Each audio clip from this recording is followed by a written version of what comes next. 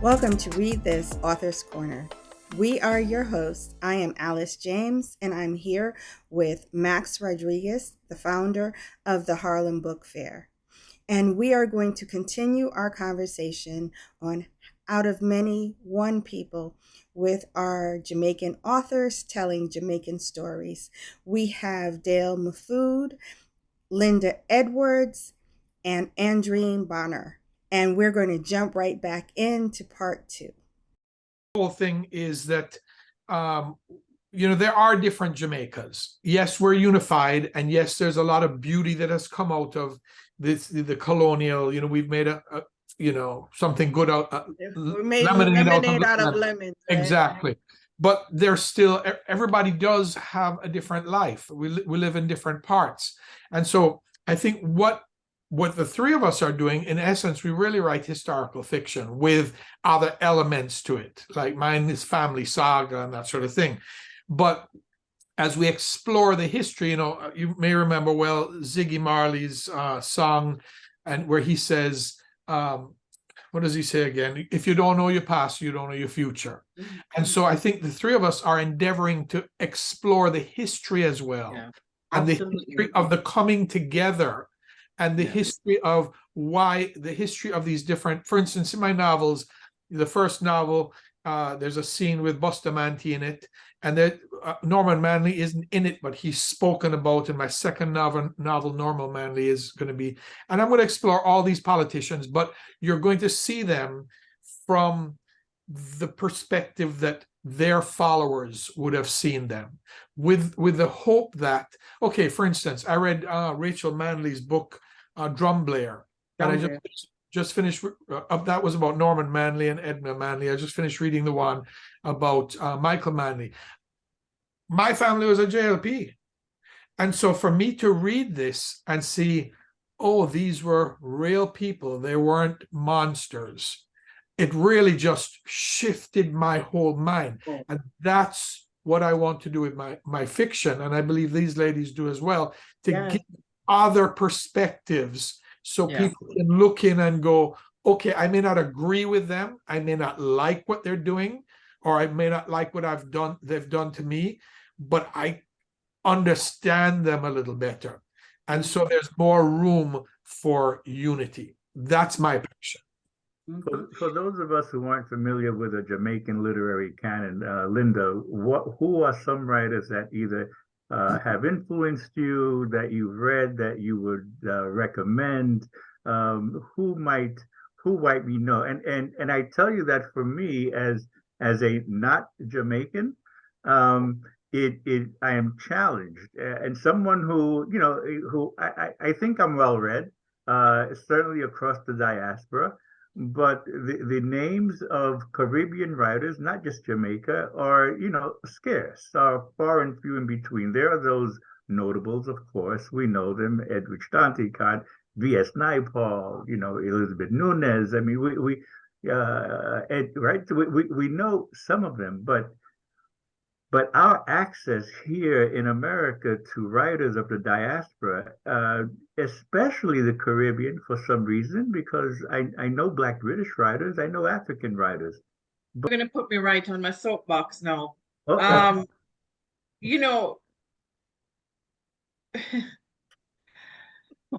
The stumbling block of the Caribbean has always been organization and representation.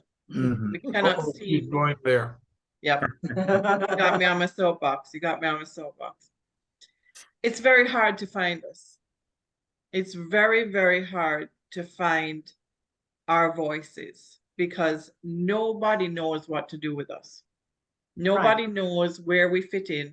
Nobody knows how to market us. Nobody knows how to sell us. Nobody knows anything. I mean, I can give you a list of fantastic writers, not only in Jamaica, but in the Caribbean.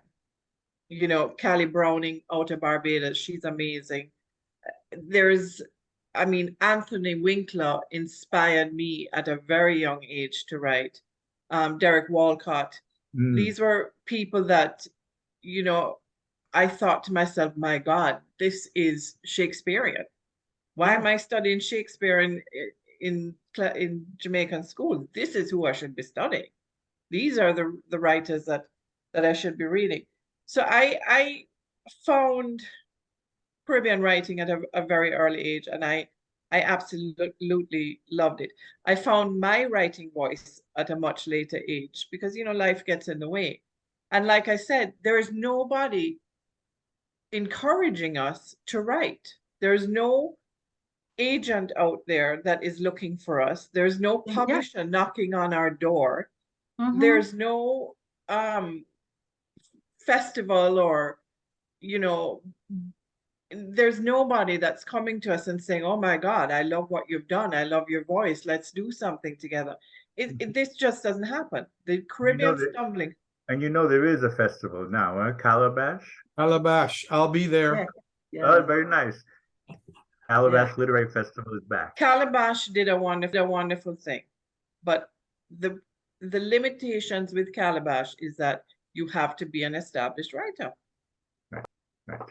There are openings. I will say this: they do have open mics, which I plan to partake in when I'm there. So, I mean, I see what you're saying. That the main people they're inviting are big names, and sometimes not even Caribbeans. But I think there are openings there. If I could jump in, I think I already mentioned Rachel Manley. I love her writing. Is so literary, and so her metaphors. I stopped trying to analyze her metaphors and just decided to let them wash over me.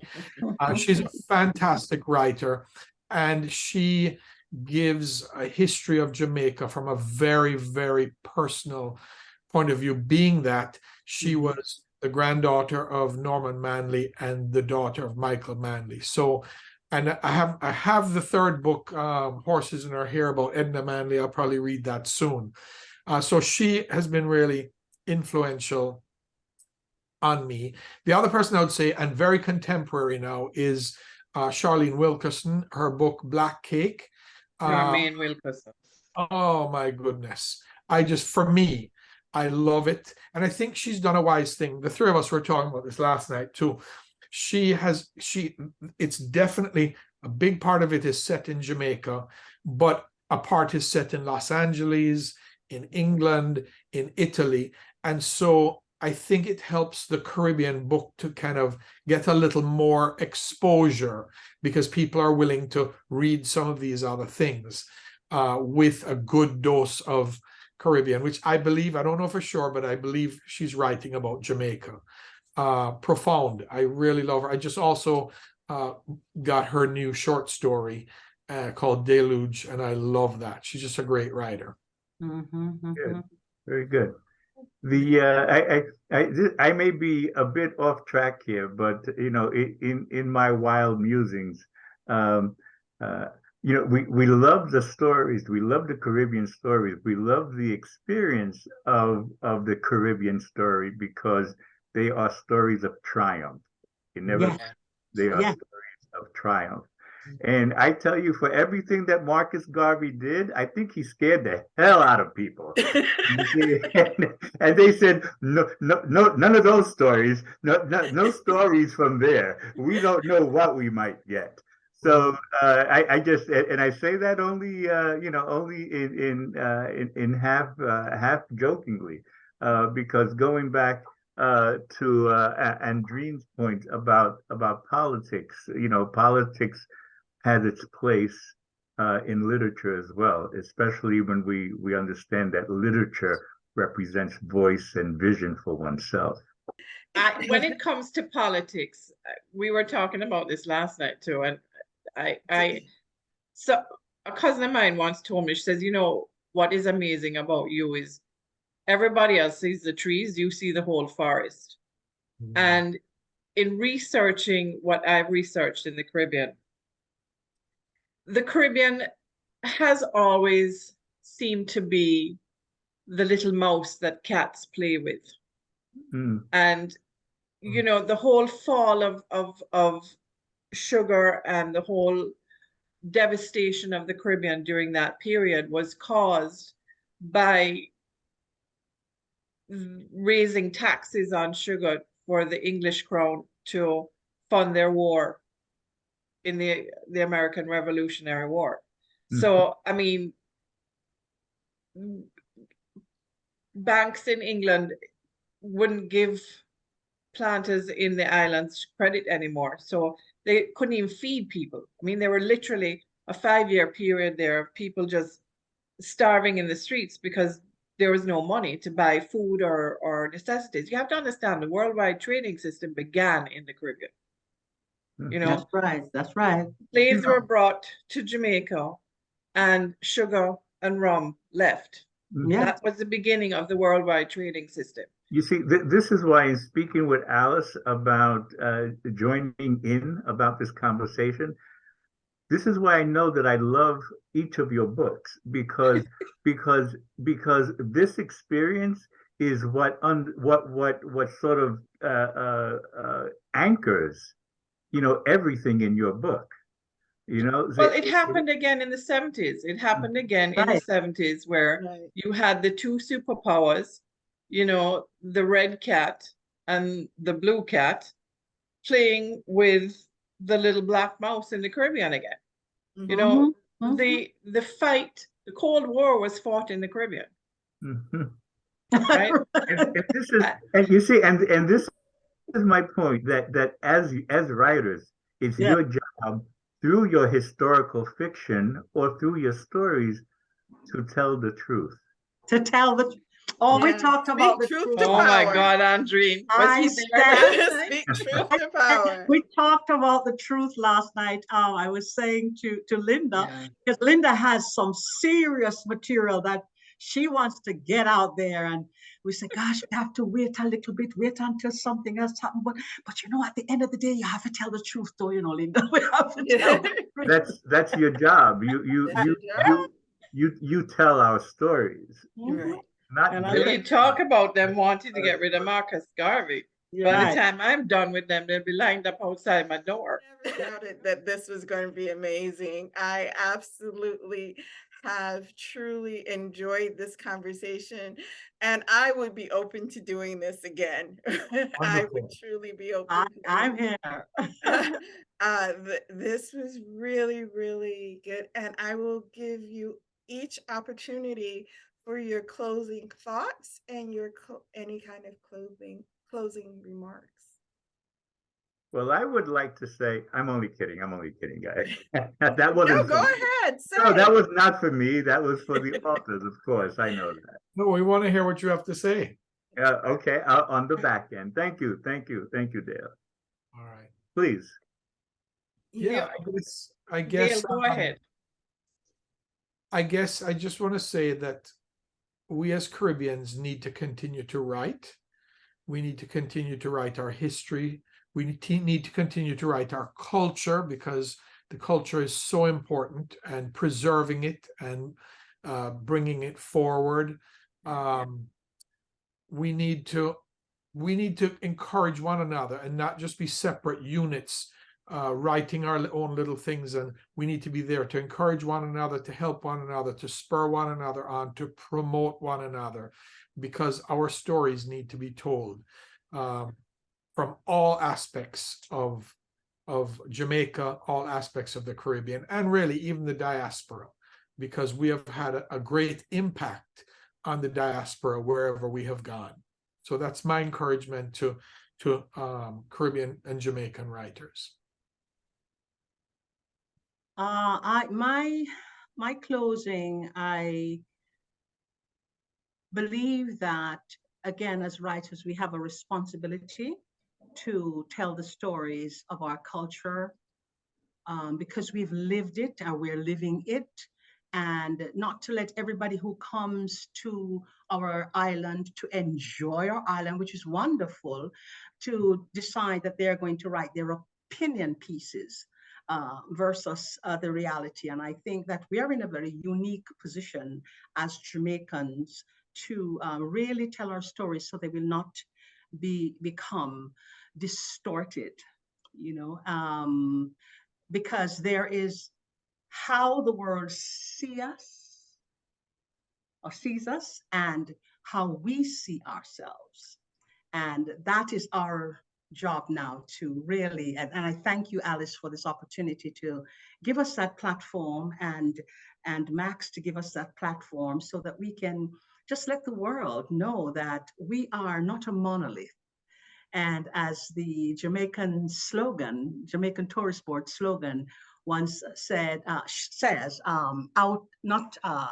we are more than a beach, we are a country. And we'd like to share our country with the world and let them really see the complexity and the beauty there is. That is Jamaica. Thank you again for the opportunity. You're welcome. Lynda, you? 43 million people live in the Caribbean. 14 million people live in the diaspora.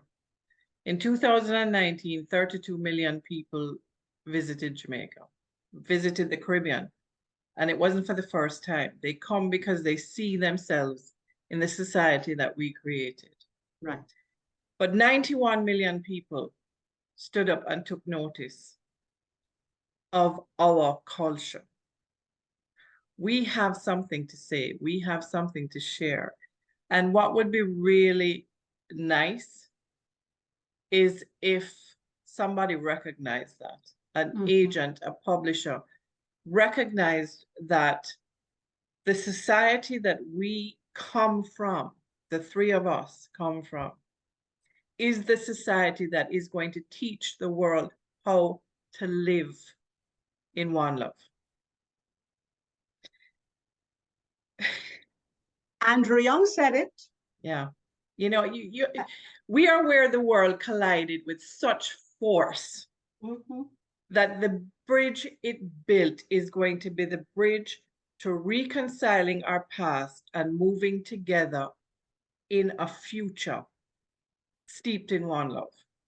And we are the only people that can teach that to the rest of the world. So let me tell you a story. Yeah, okay. So, and this Black is Mandora, and this is the Jamaican story is the universal story, is the story. It's not the story of colonialism. It is the story of survival and thriving by grace. Hallelujah.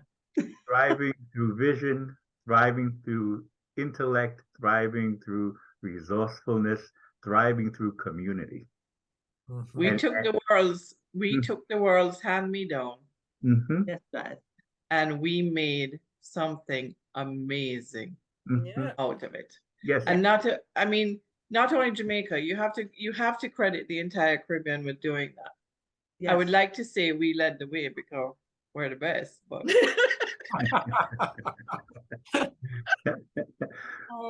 so modest. Why I need to be more? I'm Jamaican. That's enough. Alone. We're not hyphenated. We're not hyphenated. Even when we live in other countries, we don't consider ourselves hyphenated at all.